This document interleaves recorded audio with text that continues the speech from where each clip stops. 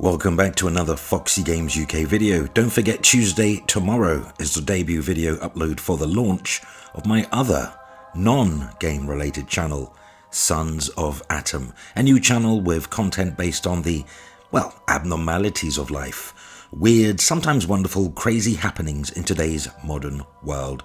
Now I'll hold back no punches, so if you're of a sensitive type to often controversial issues perhaps, then Sons of Atom may not be for you. But for everyone else who likes a bit of, well, as I like to call it, not so conspiracy theory on the side with their gaming, subscribe now, it's going to be great. Sons of Atom link in this video's description. So, how are you lovely people? Doing well, I hope. It's Monday, the start of a new week. Sony PlayStation 5 console exclusive FORSPOKEN releases tomorrow, and many are speculating what the final Metacritic score will be. Right off the bat, I'll put my own 2 cents in. FORSPOKEN will likely sit somewhere between 72 and 82% Metascore, and I'll say this right now, it will not be a huge seller for Square Enix and is unlikely to receive a sequel, or to be honest, really never mentioned again, beyond Squeenix revealing abysmal sales numbers outside of Japan, because apparently our Japanese friends are seemingly hyped for this game. It is a pre-order hit already. To my mind, it launches in a pretty awkward spot not long before Final Fantasy XVI, which is sure to eliminate any memory of this IP once that releases June. Now, in my anecdotal experience, FORSPOKEN is not a great game. I played the demo twice just to be sure, and I came away with the same feeling outcome I did the first playthrough. It's awkward to play, clunky at least initially, and the gameplay loop is, well, boring. The main protagonist, Freya, is well designed and very attractive, but the amount of annoying talking monologue full of cheesy quips and silly musings just got to me. It really grated me. I've seen a lot of pushback from people who like the game, and it's okay to like FORSPOKEN. Concern not, because I won't challenge you, just as long as you don't challenge me for not liking it. Each to their own, I guess. It's okay not to like FORSPOKEN. Don't let others on social media guilt trip you into buying or not buying this game if it appeals or doesn't appeal to you. Now, it seems to me that there are some PlayStation diehard fans who will buy anything that is exclusive to the platform, regardless as to whether they actually like the game. What is this form of brainwashing, this brand loyal brainwashing, I will never understand. So, what is FORSPOKEN exactly, and why is it a bit, well, crap? Well, FORSPOKEN is an upcoming action role-playing game developed by Luminous Productions and published by Square Enix. It's a partnership with Sony. It is to be released on January 24, which is tomorrow, as a PlayStation console exclusive and on Windows PC. Initial release date, as I say, is 24th of January, PlayStation 5, Microsoft, Windows, Luminous Productions, Luminous Engine, genre, well, according to Wikipedia, action role-playing game, action adventure game, fighting game, shooter video game, platform game, adventure game, and you name it. The game seems to be, in my opinion, trying too hard to be a mixture of Final Fantasy, Elden Ring, even infamous First Light, and a few others, but doesn't get anywhere near close to executing like those games did. It just feels like mindless, endless running, jumping, chit-chatter, yada yada, with the same type of, to-do list gameplay most open world players want to get away from these days. It doesn't help that the visuals are a low resolution, kind of ugly. Pop-in, fuzzy hair rendering, really poor implementation of image reconstruction going on. It looks like it's running sub 1080p and then it's attempting to reconstruct up to 4K, but Digital Foundry really can be the judge of that. But outside of my personal opinions, Forbes.com has noted two red flags raised about FORSPOKEN. FORSPOKEN is a soon-to-be-released blockbuster title from Square Enix, one that represents a major console exclusive for PS5 in 2023, but I am starting to grow increasingly skeptical of the game, as every day feels like it's bringing some new red flags. Specifically, there seems to be 3 different points of concern or 2 rather, that make me wonder how Forspoken is actually going to play upon release. Now, Forspoken game codes have gone out to members of the game's media press, but the game review embargo is, well, today. 1 day before release. First, the demo. Well, the demo, not great. While it's nice to have a demo to all of this in this day and age, I don't know if it really helped the game, because the reception for what's being played has generally not been very favourable. In response to the negative feedback, Square Enix issued a patch for the demo, and it still has some issues.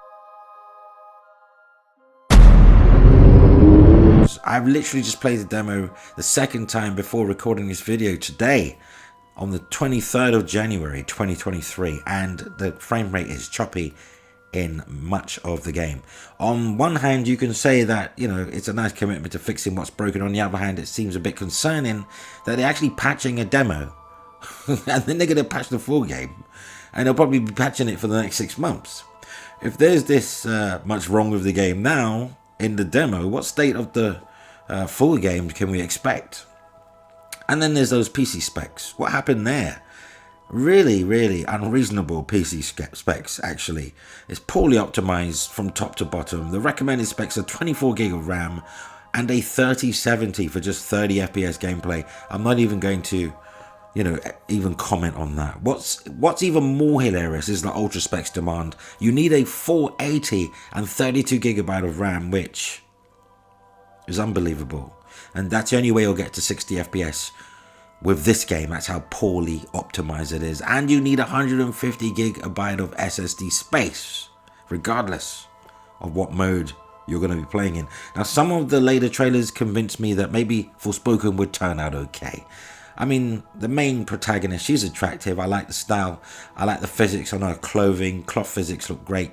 But then once you play the game and you have to put up with those goofy voiceovers, there's just too much weirdness going on. And it just seems like a juxtaposition, in a medieval fantasy world with some of this modern day babble. It's, I don't know. Apparently there is a option being added to the game so you can reduce the amount of talking, as in High on Life. But I actually enjoyed all the talking from the guns in High on Life. I found it, childishly amusing, because, I have to be an adult almost every day of my life. I like a game that allows me to be, juvenile sometimes, and that game was a good outlet for that. So, the reviews will be coming shortly, so we'll find out in a few days, maybe at the end of the week, because you're going to need some time to play this game. They've only received codes today, for crying out loud. But some people have only received codes. It's clear Square Enix is playing the industry's little but limited code quantities game, where it's trying to say that there are only a certain number of unlimited there's unlimited digital codes, isn't there? It's not like you're sending out discs. But it just means that they're steering away from certain outlets, according to Forbes.com. Now, of the people that Forbes has heard from,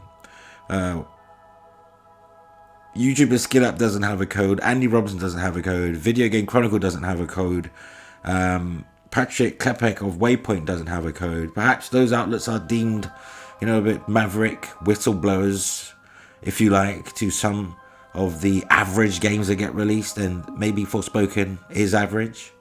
So while codes are out, Square Enix is avoiding certain outlets and being very, very selective. You don't really need an abundance of brain cells to realize that, to work out if they're that confident about this game, then everybody would have a review code, everybody who's anybody. And, we probably see reviews already. Now, there's been a fair few tweets claiming Forspoken is being criticized, and now this has got nothing to do with Forbes. Nothing whatsoever. In fact, the Forbes article has now ceased. Just so there's no confusion, I don't want people thinking Forbes said this. But personally, myself, I have also seen a fair few tweets claiming Forspoken is only being criticized because the character is, black and female. Yeah, not worded that way. People are using the word melanin. instead of person of color, or even because she is female, or this is the weird one, that she's a New Yorker, Brooklyn to be exact. Brooklyn in the house. Therefore, there must be some bias for not liking this game, because everybody knows the whole world hates New Yorkers the most, right? Right? How incredulous are some of these accusations? The ridiculousness in the notion that if you criticize Forspoken for its annoying chatter, boring gameplay loop, it somehow denotes that you are racially motivated into disliking the game, or a misogynist because the character is female, or transphobic, even though that probably has nothing to do with the game, but everybody wants to have a voice. Now look, I am a man of color, Jamaican Irish, 100% African, and I don't like Forspoken because I simply did not enjoy the demo, and I don't expect it to drastically change in its final release date. I don't expect any radical changes. Therefore, I must be a closet racist too, right? I mean, if we go by that logic, now you cannot and should not apply race, gender, religion to an entertainment product simply because you cannot wrap your head around someone else not liking the same product you do. These patty labels and accusations are getting ridiculous. You literally cannot hold a reasonable opinion without being called something derogatory. Will you be picking up Forspoken for the princely or princessly sum? I really don't want to piss anyone off. Sum of $70, £70, 70, 80, 90 euros. God knows how much it costs in Australia. Probably $180. Kidding. I certainly won't be picking up Forspoken, not even in a sale.